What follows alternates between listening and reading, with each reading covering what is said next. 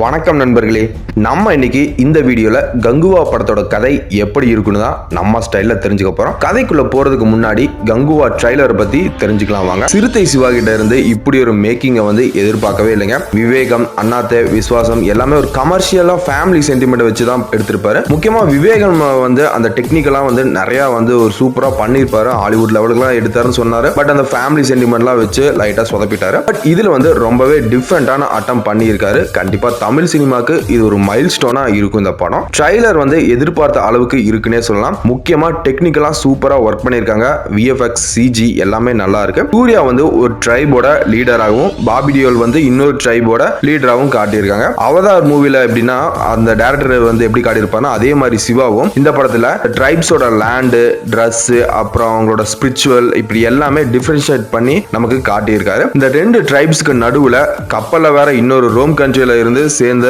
படை வீரர்கள் வேற வராங்க. அவங்க எதுக்கு வராங்க, அவங்க யாருக்கு சப்போர்ட் பண்றாங்க, இப்படி நிறைய ஹிடன் டீடைல்ஸ்லாம் இந்த ட்ரைலர்ல இருக்கு. முக்கியமா இந்த ட்ரைலர்ல பிரசன்ட் போர்ஷனை காட்டவே இல்லை. மேபி செப்டம்பர்ல ரிலீஸ் ஆகிற ரெண்டாவது ட்ரைலர்ல அதை காட்டலாம். அதுல தான் யோகி பாபு, திஷா பட்டானி எல்லாமே வருவாங்க. அப்புறம் முக்கியமா ட்ரைலரோட எண்டிங்ல ஒரு ஆளோட ஃபேஸை பிளர் பண்ணி காட்டுறாங்க. அது ஆக்டர் கார்த்தியா இல்லையா, இல்ல அது வேற யாராவது ஆளா, இப்படி எல்லாமே நம்மளோட இந்த கதையில தெரிஞ்சுக்க போறோம். அதுக்கு முன்னாடி நம்ம சேனலுக்கு புதுசா வந்திருக்கிற நீங்க கண்டிப்பா நம்ம சேனலை சப்ஸ்கிரைப் பண்ணிருங்க. மறக்காம அந்த பெல் பட்டனையும் அமைக்கிறீங்க. சரி, இப்போ கதைக்குள்ள போலாம் வாங்க. நம்ம கதையோட ஓப்பனிங் சீன்ல ஹீரோயின் திஷா பட்டானியை காட்டுறாங்க. அவங்க கார் எடுத்துட்டு வேகமா ஒரு வீட்டுக்கு போறாங்க. அங்க யோகி பாபு சோஃபால தூங்கிட்டு இருப்பாரு. யோகி பாபுவை எழுப்பி அரவிந்த் எங்க அப்படின்னு கேக்குறாங்க. நேத்து அடிச்ச சரக்கு போதையில அவன் மேல் ரூம்ல படுத்துட்டு இருக்கான், இனிமே எந்திரிக்கல அப்படின்னு சொல்றாரு. திஷா பட்டானி போய் ரூம் ஓபன் பண்றாங்க. அங்க நம்ம ஹீரோ சூர்யா படுத்துட்டு தூங்கிட்டு இருக்காரு. சூர்யாவோட பேர் தான் அரவிந்த். அவரும் திஷா பட்டானியும் நம்ம கதையில லவ் பண்ணிட்டு இருக்காங்க. அப்புறம் நம்ம சூர்யா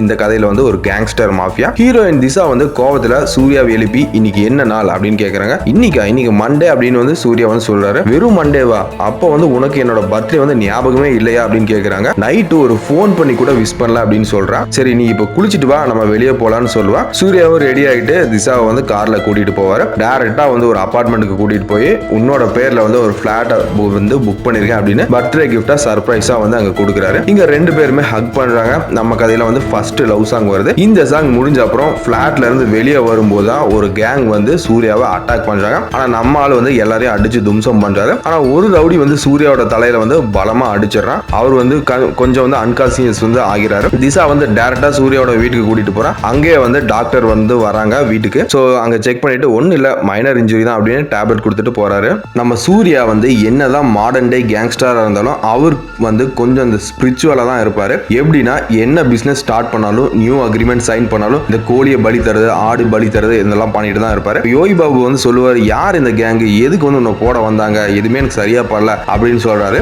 அன்னைக்கு நைட் சூர்யாவோட கனவுல அதாவது அந்த கங்குவா, அந்த பழைய கேரக்டர் இருக்குல்ல, சோ அந்த பிளாஷ்பேக் கேரக்டர், அந்த கங்குவா கனவுல வராரு. சோ அவர் ஏதோ ஒரு விஷயங்களை ஞாபகப்படுத்துறாரு. அப்பதான் நம்ம பிரசன்ட் சூர்யாவுக்கு ஒண்ணுமே புரியல, யாரா இது.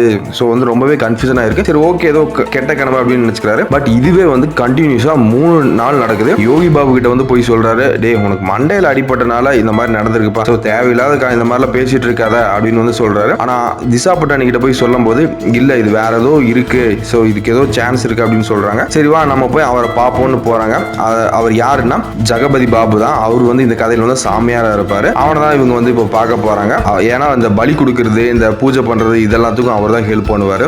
அந்த கனவுல வந்த ஆள் என்கிட்ட ஏதோ சொன்னா, அவன் பேசுற தமிழ் எனக்கு சுத்தமா புரியல, பட் தமிழ்ல தான் பேசினா அப்படின்னு சூர்யா சொல்றாரு. சரி, இப்போ நீ கொஞ்சம் கண்ணை மூடிட்டு நான் சொல்ற மந்திரத்தை சொல்லிட்டே இரு அப்படின்னு ஜகபதி பாபு சொல்றாரு. அப்படி சொல்லிட்டே இருக்கும்போது திடீர்னு சூர்யா அவரை அறியாம ஏதோ பழங்காலத்துல இருக்கிற தமிழை பேசிட்டே இருக்காரு. அதுல நான் தான் கங்குவா அப்படிங்கிற மாதிரி பேசுறாரு. சோ அந்த கங்குவா வேர்டை வச்சு ஹிஸ்டரியை தேட ஆரம்பிக்கிறாங்க. எப்படியோ ஒரு வழியா ஹிஸ்டரி புக் கிடைக்குது.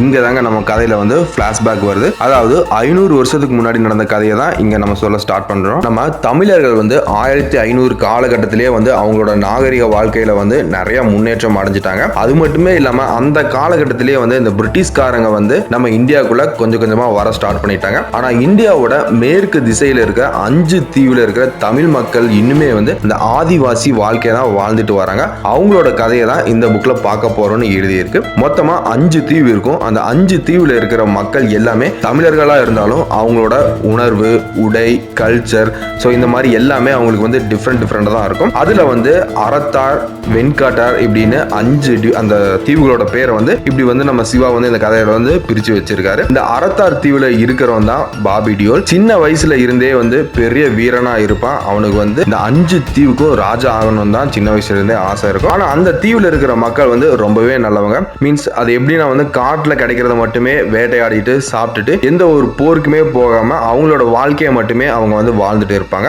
அந்த ட்ரைபோட லீடரா வந்து ஒருத்தர் இருப்பான். அவன் சொல்றதை எல்லாமே எப்படின்னா அந்த ட்ரைபோட லீடர் சொல்றதா எல்லாருமே கேட்டுட்டு இருப்பாங்க. அந்த ட்ரைப்ல தான் நம்ம கருணாசும் நட்டி எல்லாருமே இருக்காங்க. பாபி என்ன பண்றான்னா ஒரு நாள் நைட் வந்து அந்த ட்ரைபோட தலைவனை கொலை பண்ணிடுறான். சோ கொலை பண்ணிட்டு இனி நான் தான் உங்களுக்கு ராஜா அப்படின்னு சொல்லிட்டு இருக்கான். இதை தெரிஞ்ச மக்கள் வந்து அவனை அங்கிருந்து விரட்டி விட்டுறாங்க. தலைவர் இறந்த செய்தியை வந்து கங்குவாவுக்கு அனுப்புறாங்க.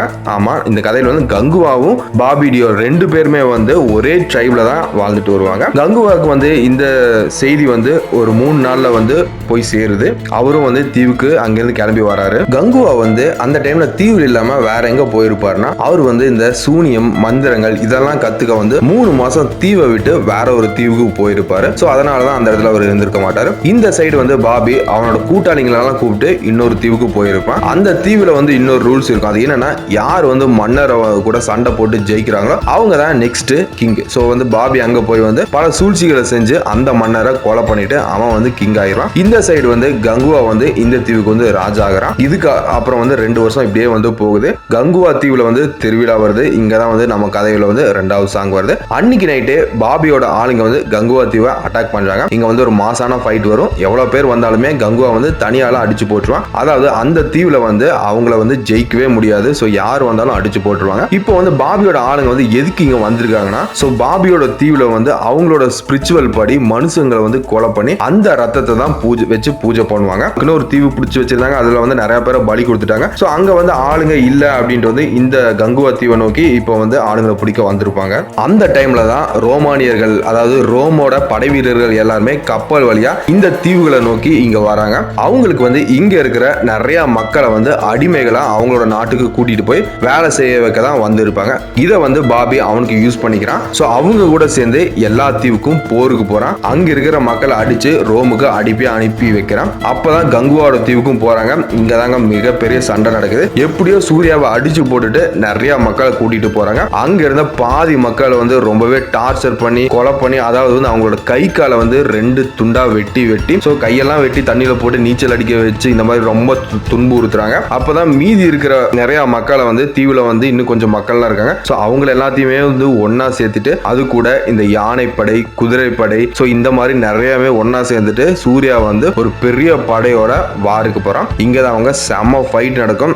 எல்லாருமே கொண்டுட்டே இருப்பாங்க. கடைசியில கிளைமேக்ஸ்ல வந்து சூர்யாக்கும் பாபிக்கும் 2 பேருக்குமே வந்து அந்த கப்பல்ல வந்து சண்டை நடக்குது. அந்த ஃபைட்ல வந்து கங்குவா வந்து பாபியை வந்து கொலை பண்ணிடுவான். அப்போ உயிர் போற அந்த டைம்ல வந்து பாபி ஒன்று சொல்லுவான், அடுத்த ஜென்மத்துல வந்து நான் உன்னை வந்து பழி வாங்குவேன், கொலை பண்ணுவேன் அப்படின்னு சொல்றான். அதுக்கு கங்குவா வந்து நீ எவ்வளவு ஜென்மம் எடுத்தாலும் நீ உன்னால வந்து என்ன ஜெயிக்கவே முடியாது அப்படின்னு சொல்றான். இதெல்லாம் முடிஞ்சதுக்கு அப்புறம் வந்து அந்த தீவு மக்கள் வந்து நிம்மதியா வாழ்ந்துட்டு இருக்காங்க. கங்குவா வந்து அந்த 5 தீவுக்குமே அரசனா இருப்பான். அப்பதாங்க கிளைமேக்ஸ்ல கடைசியா வந்து நம்ம கதையில வந்து கார்த்தியோட என்ட்ரி. அந்த கார்த்தியோட என்ட்ரி வரும்போதே இங்கேயே வந்து நம்ம கதையை முடிச்சுக்கிறோம் ஃப்ரெண்ட்ஸ். ஃபுல் ஸ்டோரி வந்து இந்த வீடியோல வந்து என்னால சொல்ல முடியல. ஏன்னா அப்படி வந்து இந்த ஃபுல் ஸ்டோரி சொன்னா இந்த வீடியோ வந்து 20 நிமிஷத்துக்கு மேல போயிருந்து சும்மா அந்த அவுட்லைனா தான் சொல்லியிருக்கேன். பட் இந்த ஸ்டோரி இப்படி தான் இருக்க போகுது ஃப்ரெண்ட்ஸ். இந்த கதை உங்களுக்கு பிடிச்சிருந்தா லைக் பண்ணிட்டு கமெண்ட் பண்ணுங்க. நன்றி, வணக்கம்.